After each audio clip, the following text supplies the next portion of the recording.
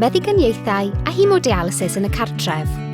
Fel arfer, mae angen i bobl â chlefyd yr arennau gymryd meddyginiaeth bob dydd. Mae angen i rai gymryd llawer o feddyginiaethau ar gyfer clefyd yr arennau, yn ogystal â phroblemau iechyd eraill, fel pwysedd gwaed uchel, diabetes, cyflyrau'r galon, asthma neu lles meddyliol. Gall fod yn anodd iawn cymryd llawer o wahanol feddyginiaethau, ac ei bod yno i'ch helpu, gallant weithiau wneud i chi deimlo'n sâl. Fe wyddom fod pobl sy'n cael haemodialysis hirach ac amlach gatref yn teimlo'n well, byw'n hirach ac yn cael ansawdd bywyd gwell o'i cymharu â rai sy'n dialysu mewn uned ddialysis. Does dim angen i bobl sydd ar haemodialysis gatref gyfyngu ar ddiodydd a diet, a does dim angen cymryd cymaint o feddyginiaethau.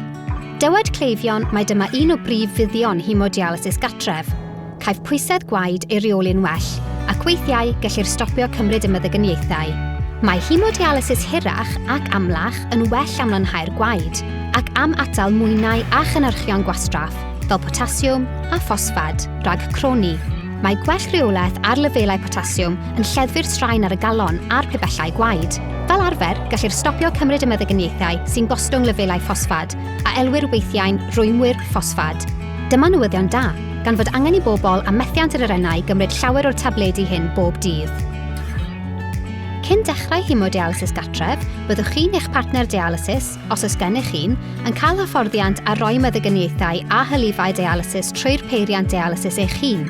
Mae pigiadau i atal ceiladau gwaed tra bydd y gwaed yn llifo trwy'r peiriant dialysis yn cael ei chwistrellu'r peiriant gatref.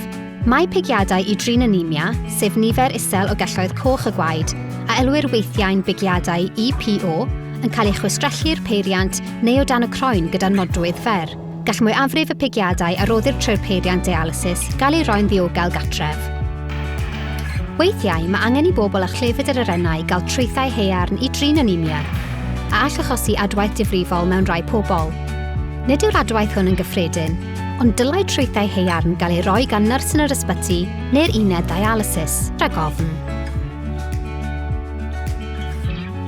Mae'r tîm fferylliaeth a'r stôr geidwad yn rhan o'r tîm haemodialysis yn y cartref.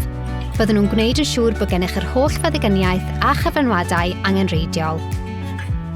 Rydym yn ceisio bod mor hyblyg â phosib wrth anfon cyflenwadau. Enghraifft, anfon llai yn amlach os nad oes digon o le i'w storio yn eich cartref. Os oes gennych unrhyw gwestiynau am y wybodaeth yn y fideo hwn, neu os hoffech ddysgu ragor, siaradwch â'ch tîm arennol neu ewch i'n gwefan.